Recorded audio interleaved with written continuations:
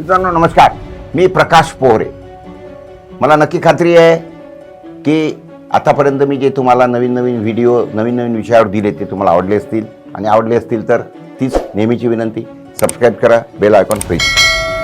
आज एक विषय तुमच्या समोर घेऊन आलो. मी तुम्हाला प्रश्न विचारतो, सोयाबीन तेलवान आहे की डाळवान आहे?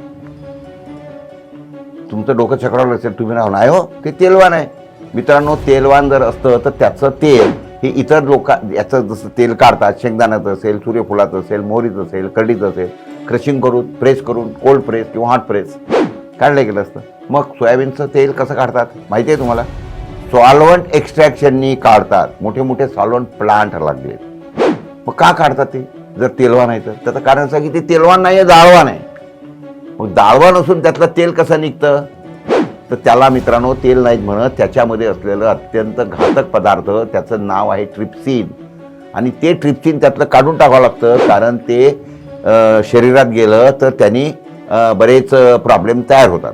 मग सोयाबीन कशासाठी बनवतात? तुम्ही खाताय का कधी सोयाबीन? मला नक्की माहिती आहे की तुम्ही कधी खातच नाही, कारण का ते मानवी खाद्यच नाही आहे. मग सोयाबीनचं उत्पादन होतं कशाला? तर ते साधं आणि सरळ आहे, ते ॲनिमल फूडसाठी होतं.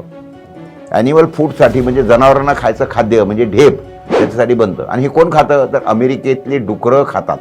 ते अमेरिकेतल्या डुकरांना हे का देतात? कारण अमेरिकन माणसं आपल्यासारखे कोंबड्या आणि बकरे बिकरे खात नाही, ते त्यांना डुकराचा मांस फार पसंत होतं. त्याच्यामुळे तिथं डुकरी हे आपले काळे डुकरं बघा, गोरी डुकरं असतात बघा जरा. तर त्या डुकरांना मग लठ्ठ करायला, त्यांना लवकर वाढवायला काय करायला पाहिजे? तर त्यांना प्रोटीनयुक्त आहार दिला पाहिजे, तो स्वस्त असला पाहिजे. म्हणून मग सोयाबीनची DOC डी ऑइल्ड केक म्हणजे त्याच्यामध्ये ट्रिप्सिन काढलेलं. ट्रिप्सिन का काढावं लागतं? कारण जर डायरेक्ट सोयाबीन खाल्लं तर त्याच्यामध्ये असलेलं हा घातक पदार्थ जो आहे ट्रिप्सिन, हा त्या डुकरांच्या शरीरात जाईल, आणि मग ते डुक्कर जर आपण खाल्लं तर ते ट्रिप्सिन आपल्याही शरीरात जाईल. एवढी अक्कल अमेरिकन लोकांना आहे. म्हणून त्यांनी काय केलं की आम्हाला जर पाठवायचं असलं तर त्यातलं ट्रिप्सिन काढून DOC पाठवा, डी ऑइल केक पाठवा. मग आता हे जे त्यातलं ट्रिप्सिन निघतं 9-10%, शेंगदाण्यामध्ये किती आहे तुम्हाला माहिती आहे का? ऑइल किती आहे शेंगदाण्यामध्ये? साधारणतः 40 ते 45-48% शेंगदाण्यातून तेल निघतं. आणि याच्यातून काही निघत नाही फारसं, तरी पण त्याच्यासाठी, कारण तो त्यातला काढून टाकायचा आहे घटक, कारण तो मानवी शरीराला घातक आहे म्हणून. मग आता हे जे ट्रिप्सिन तिथं काढलं जातं सॉल्व्हंट एक्स्ट्रॅक्शननी, मग याचं करायचं काय? घाणेरडा पदार्थ असतो, वास येतो घाणेरडा. मग समुद्रात फेकून देता येत नाही, त्याचं बायोडिझल होत नाही.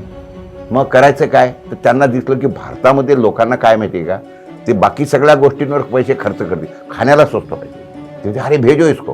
मग आपले आहेतच आपले लाडके अडाणी साहेब, यांनी फॉर्च्यून तेल या नावाखाली ते तेल इथं आणलं देशामध्ये, आणि मग त्याला सिंगल, डबल, ट्रिपल रिफाईन केलं, आणि क्लीन त्याला वासरहित करून टाकलं, पांढरं स्वच्छ करून टाकलं.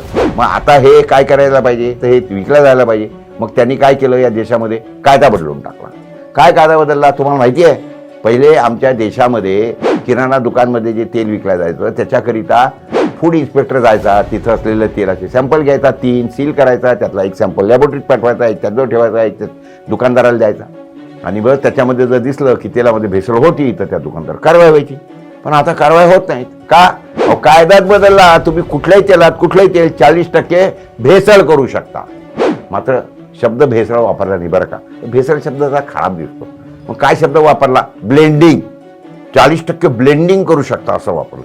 मी आतापर्यंत ब्लेंडिंग हा शब्द कशासाठी ऐकला होता माहिती आहे का? Blended scotch whisky. आयला म्हटलं ब्लेंडिंग तेलात कसं काय आलं? तर मग मी जेव्हा त्याचा शोध घेतला तर ब्लेंडिंग म्हणजे त्याला वास देणं, त्याला फ्लेवर देणं असं त्याला म्हणतात. आपण ते खात नाही का दम बिर्याणी, त्याला वास देतात तुपाचा वगैरे, त्या पद्धतीतला तो विषय आहे.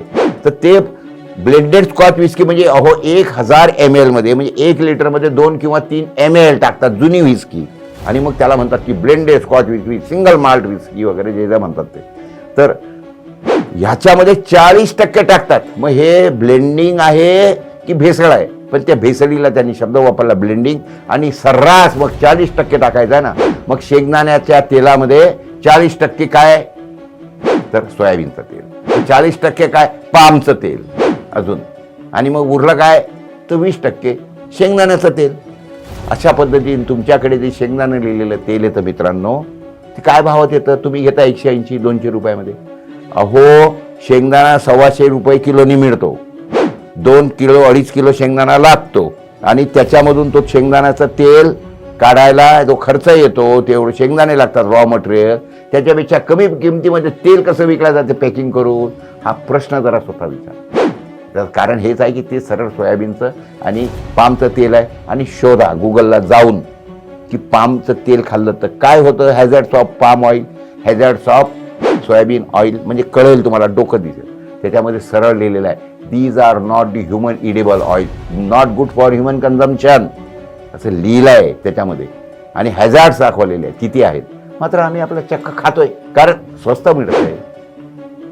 आज तब्येत खराब होऊ दे, उद्या भविष्यात हॉस्पिटलमध्ये जायचं काम पडलं तर तिथं करू की 2, 4, 5, 10 लाख खर्च, त्याला काय, आजारी पडू, महिना बदलून जाऊ, कॅन्सर लावून घेऊ, अजून काय करू. आमच्या भारतीय लोकांच्या डोक्यामधला हा जो एक कन्फ्युजन आहे, त्याचे हे दुष्परिणाम आणि अशा पद्धतीने भेसळीच्या गोष्टी आमच्या देशामध्ये विकल्या जातात, लोक त्याचा धंदा करतात. फॉर्च्यून तेल त्याला म्हटलं जातं. मी कुठलीही केस या संदर्भात लावून घ्यायला तयार आहे. मी नाव घेऊन सांगतो हे काय आहे, आणि याच्या संदर्भात कोणी मला चॅलेंज करत असेल तर मी सगळे टेक्निकल पुरावे सुद्धा द्यायला तयार आहे.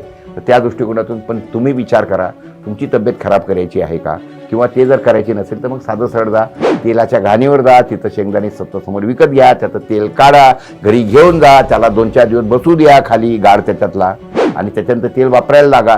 तेल वापरणं संपल्यानंतर खाली जो गाळ बसलेला असतो ते काय माहिती आहे का, शेंगदाण्याचं तेल काढलं खाली जो गाळ बसतो, अहो तो पीनट बटर आहे, तुम्ही जाऊन विकत आणता ते, तर ते खा. तर अशा पद्धतीने स्वतःच्या थिंकिंगमध्ये, स्वतःच्या ह्याच्यामध्ये विचार करायला लागला, आणि जर चांगलं तेल खाल्लं तर आजारी पडणार नाही. त्याच्यामुळे पैसा थोडा जास्त तेलाला द्यायचा, खायला द्यायचा, की हॉस्पिटलची लाखाची बिलं भरायची, हा विचार तुम्हाला करायचा. तर भेटत राहूया. जर विषय आवडला असेल तर तेच पुढे पाठवा. धन्यवाद.